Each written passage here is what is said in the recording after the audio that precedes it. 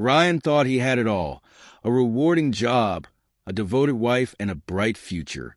Life appeared to be full of promise, and he often admired how smoothly everything had fallen into place. His wife, Melissa, was his rock.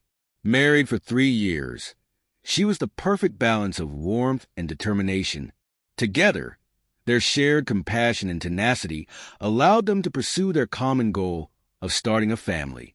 As a software programmer, Ryan had the opportunity to travel the world while advancing his career. He steadily climbed the ranks at his company, earning the respect of his co-workers and a consistent salary that afforded them a luxurious lifestyle. Melissa, on the other hand, flourished in the business sector. She worked as an executive assistant to the powerful and enigmatic CEO of Hale Enterprises, Victor Hale. Despite the demands of her profession, she found fulfillment in her work and often shared stories about her daily struggles and victories. Their love filled their home, its walls adorned with pictures from their travels, moments of joy and adventure. Their dinner table was a place of laughter, their living room a space of comfort, and their quiet moments together were spent discussing the future, baby names, nursery designs, and their dreams of building a family. It felt as though every piece of their life fit together perfectly. But then, Ryan began noticing Melissa's late evenings at work. At first, it was occasional, just an extra hour here and there. But over time, it became a frequent occurrence. Ryan knew Melissa sometimes stayed late to finish reports or arrange Victor's business trips. She was dedicated to her job and thrived under pressure. But as the weeks passed, the late nights became more frequent. "I'll be home late again," Melissa texted one Thursday night. The message was hurried, almost dismissive. Victor needed her to complete a last-minute task by morning. Despite the frustration he felt, Ryan responded as he always did. "No problem. Let me know if you need anything." But he couldn't ignore the growing sense of unease. Her texts had become shorter. Her once detailed accounts of her day now reduced to vague updates. When she got home, she seemed distracted, her energy depleted. Their conversations lost their usual warmth, replaced with quiet nods and tired smiles. When Ryan finally questioned her about the long hours and Victor's constant demands, she waved it off. "Things have just been stressful lately," she said. "Don't let it take over your life, all right?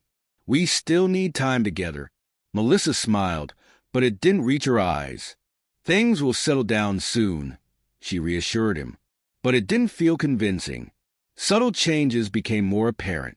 Melissa, who once had a relaxed approach to her wardrobe, now put extra effort into her appearance, choosing sleek, professional outfits even on casual work days. Ryan tried to brush off his suspicions. Melissa had never given him a reason to doubt her. He trusted her, but that trust was beginning to waver. One evening, she sat across from him at the dinner table, her face tense.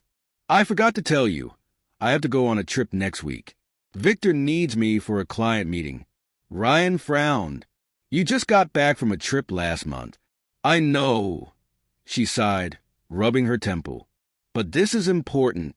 Ryan nodded slowly, masking his disappointment. "All right, just don't overdo it." Melissa gave him a quick kiss on the cheek. "Thank you for understanding." Then, she disappeared into the bedroom to pack.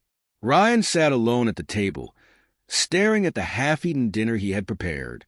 He told himself this was temporary, that things would go back to normal. But as he lay awake that night, Melissa sleeping beside him, the sinking feeling in his chest told him otherwise. Over the next few weeks, their distance grew. Conversations became stilted, filled with evasive answers and rushed justifications. One evening, as they sat down to eat, Ryan tried again. "How was your day?" Melissa sighed. "Victor's been on my case about deadlines. It's exhausting." Ryan studied her, and after work, she hesitated before shrugging. "Nothing really. I stayed late." Her phone buzzed on the counter. She quickly reached for it, turning the screen away from Ryan's view. His stomach tightened. "Yeah," he prompted. She set the phone face down. "It's just Victor being demanding again." Ryan exhaled slowly. He had never met Victor in person, but Melissa often mentioned him, usually in a mocking tone, describing him as arrogant and overbearing. But lately, her tone had shifted, less playful, more cautious. The tension reached a peak when Melissa insisted they attend a business gala together. "It's a great networking opportunity," she said. Ryan wasn't thrilled, but he wanted to support her. The event was extravagant, held in a grand ballroom with a live jazz band and shimmering chandeliers. Melissa looked stunning in a sleek navy dress, her hair elegantly styled. Ryan felt proud as they walked in together, but as the evening went on, he couldn't shake the feeling that he was an outsider. This was Melissa's world, a world in which she seemed to belong effortlessly. Then Victor appeared. Ryan disliked him instantly. He was a tall, broad-shouldered man with a confident, almost smug expression. When he shook Ryan's hand, his grip was firm, too firm. His gaze lingered on Melissa a little too long. "Melissa's told me so much about you," Victor said in a patronizing tone. "I hope you don't mind." Ryan forced a smile, but his jaw tightened. "She's one of the finest," Victor continued, his eyes never leaving Melissa. "Without her, I couldn't accomplish half of what I do." Ryan noticed a faint flush in Melissa's cheeks. Victor's compliments felt too personal, too familiar. "You're lucky to have her," Ryan said. His voice clipped. Later that night, as they drove home, he finally confronted her. "What's going on? The way Victor looks at you. It's not professional."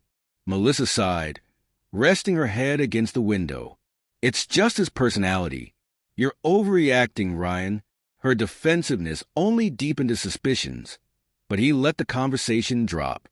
The late nights continued, the vague excuses, the guarded glances. Then one evening, Ryan decided he couldn't ignore it anymore. Melissa had sent another short text, last-minute meeting with Victor. "Don't wait up." By 9:30 p.m., the uneasy feeling in his chest had become unbearable. He grabbed his keys and drove to her office. The towering glass skyscraper of Hale Enterprises gleamed under the city lights. Ryan hesitated in the lobby, feeling foolish, until he stepped inside. "I'm here to see my wife, Melissa," he told the security guard. Most of the offices were empty by now, but when Ryan reached her floor, he froze. Through the glass walls, he saw them. Melissa sat at her desk, and Victor leaned over her shoulder, his hand grazing her skin. She was tense but didn't pull away. Ryan's blood ran cold. His heart pounded as he pushed the door open. "What the hell is going on?" he demanded. Melissa jumped, eyes wide. Victor straightened, slipping his hands into his pockets, an infuriating smirk on his face. "What are you doing here?" Victor asked. Ryan's fist clenched. "Don't touch my wife," he said, his voice dangerously low. "And don't speak to me like that." The air in the room was thick with unspoken words. And in that moment, Ryan knew his perfect life was unraveling before his eyes.